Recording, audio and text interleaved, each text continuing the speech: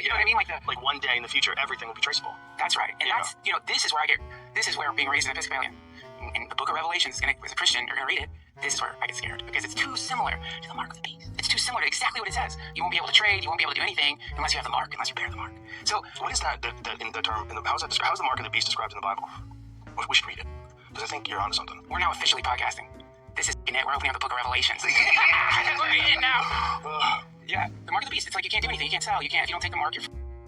I mean, that's that. Like if you remove the ability to trade currency in a private way, you are now controlled. You are now monitored. That's like Then I saw another beast rising out of the earth. It had two horns like a lamb, and it spoke like a dragon. It exercises all the authority of the first beast in its presence, and makes the earth and its inhabitants worship the first beast, whose mortal wound was healed. It performs great signs, even making fire come down from the heaven to earth in front of people. And by the signs that it allowed to work in the presence of the beast, it deceives those who dwell on earth, telling them to make an image for the beast that was wounded by the sword and yet lived. And it was allowed to give breath to the image of the beast, so that the image of the beast might even speak, and it might cause those who would not worship the image of the beast to be slain. It also causes all, both small and great, both rich and poor, both free and slave, to be marked on the right hand or the forehead, so that no one can buy or sell unless he has the mark. That is the name of the beast or the number of its name. This calls for wisdom. Let the one who has understanding calculate the number of the beast, for it is the number of a man, and his number is 666. You know what's so wild about that stuff? Reading that is it's really clear that they spoke differently. So I want to talk about Joe Rogan and his interest in the book of Revelations and the Bible prophecy of the beast. Now, when it comes to this particular prophecy is one of the most, I'll just say respected, for lack of a better term. I don't know if that's the greatest term, but that's the best thing I can think of. Respected prophecies in the Bible, because people make movies about that and things of that nature, and people can kind of see that coming to pass right now. And he was just like, I think you're on to something. And the thing about Bible prophecy is, it is one is very interesting. It's a very and there's several other things.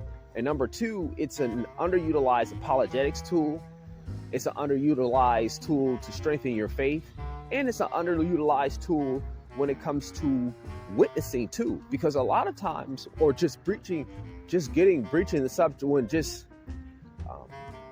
introducing the subject of the Bible, right? Like when I was young, I would often be asked about Bible prophecy. Do you know about this and this and this and this and this?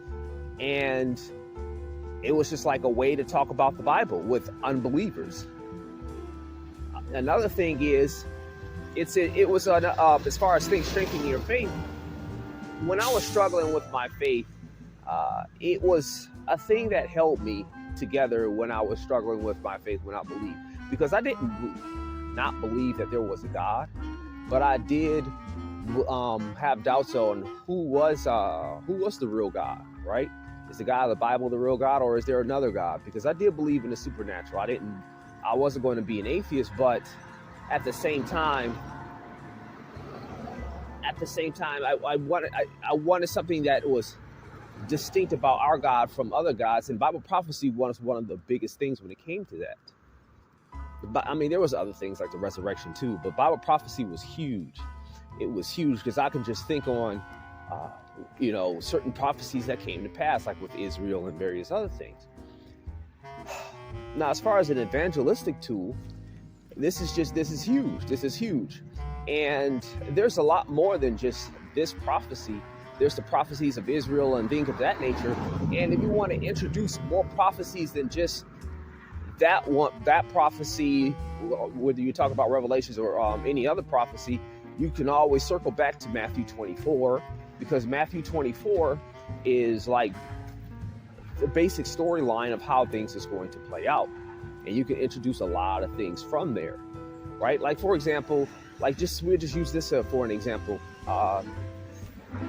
Please start out with Revelations, right? So Revelations talked about the mark of the beast, and we see how they're going into a cashless society, and they're talking about wanting to chip people, and then them wanting to take the mark. So the technology seems to be coming up for them wanting to put a mark in your right hand or in your forehead. And also there's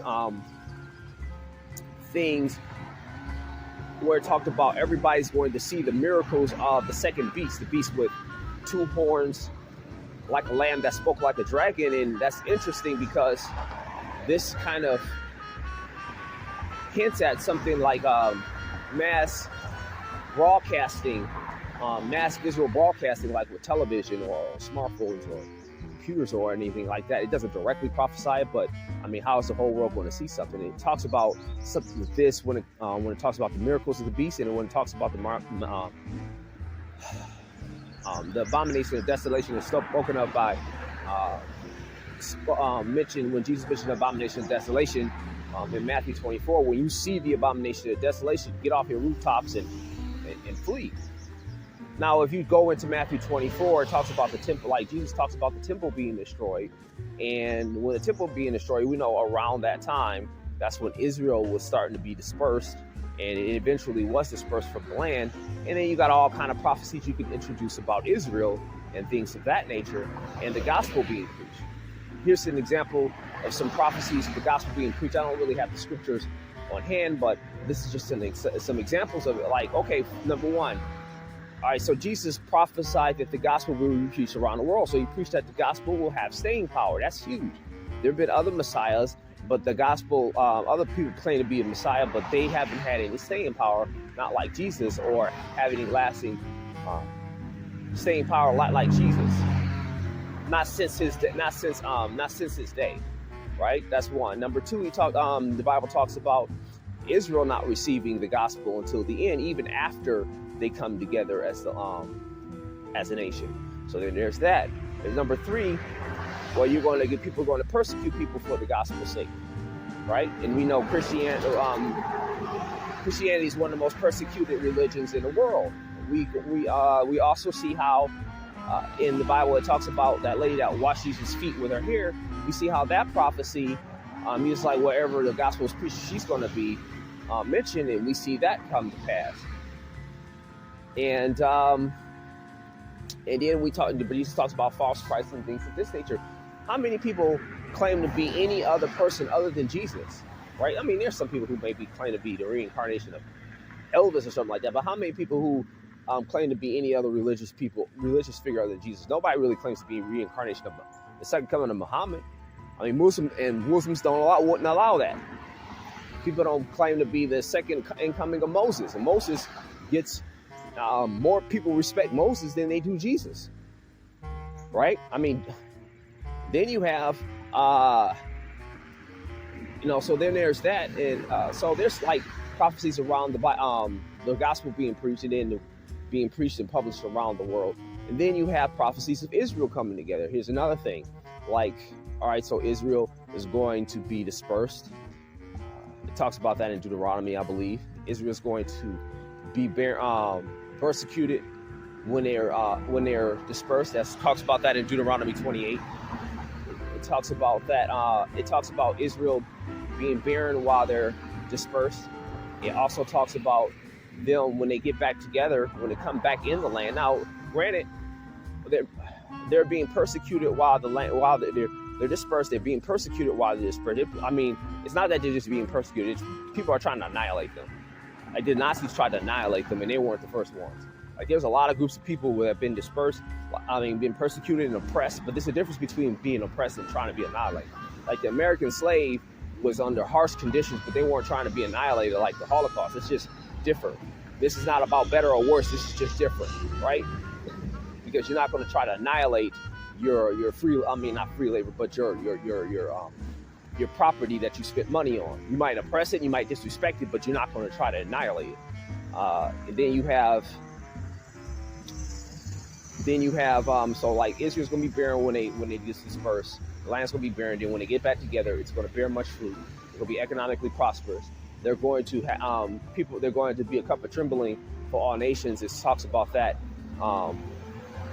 in the nations around them. It talks about that in Zechariah. And then it also talks about like them, the West Bank giving them problems, because Jesus will say, when you see the abomination, desolation, those who Judea and Samaria flee, that's the West Bank. And there's other prophecies too. And then it talks about, in Matthew 24, it talks about You know, if they should not cut this short, no flesh shall be saved. That's weapons of mass destruction. No flesh to be saved. No flesh. No flesh. That's weapons of mass destruction. And as far as Israel getting themselves back together, what other culture has been dispersed and attacked and been separated from the land they claim, that they say they have claimed for thousands of years, and got themselves back together? Nobody does. There's nobody else who's done that. And there's other things too. There's apologetics for the supernatural, like Craig Keener and Lee Strobel talk about fulfilled miracles, because that passage in the Bible where it talks about the beast, it talks about the false prophet, it talks about the false prophet doing miracles. So you can mention that there is scientific evidence for miracles, whether a lot of people want to receive it or not. And then you can talk about, then you can even bring up UFOs, right? And the Nephilim, because he brings up Daniel, and then when you look up Daniel 2, it talks about, the iron mixed with clay with the feet and toes, and they said they shall mingle themselves with the seed of men. Now, if you know anything about UFOs, there's a lot of human experimentation going on when it comes to UFOs and things of this nature. And then you can bring up the Nephilim and the Old Testament, and then you can maybe even bring up some stuff from L.A. Marzulli, and I'm gonna get into this a little later, where he gives evidence for it shows how the giants are human but not humanoid. They're humanoid but not human, right? Their skulls are different shapes. They're more massive.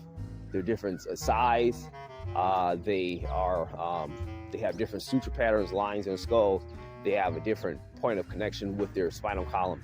And when they get an analysis of their auburn hair, it is different. It is different than human hair, and it's similar to those the hair that is associated with the things that are with the UFO phenomenon, with the Nordics or whatever. But that's a whole nother topic and things of this nature. So, yeah, the Bible prophecy is a highly underutilized thing.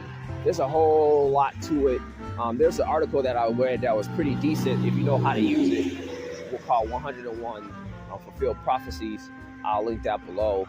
But yes, I think that as Christians, we need to use Bible prophecy more as a witnessing tool, because it's something that people are interested in, and you can just sway off into other things. It's a good tool to get into other subjects that may be interesting they may be interested in, like UFOs, like Joe Rogan's into UFOs. You might talk about climate. You can get into climate change or whatever.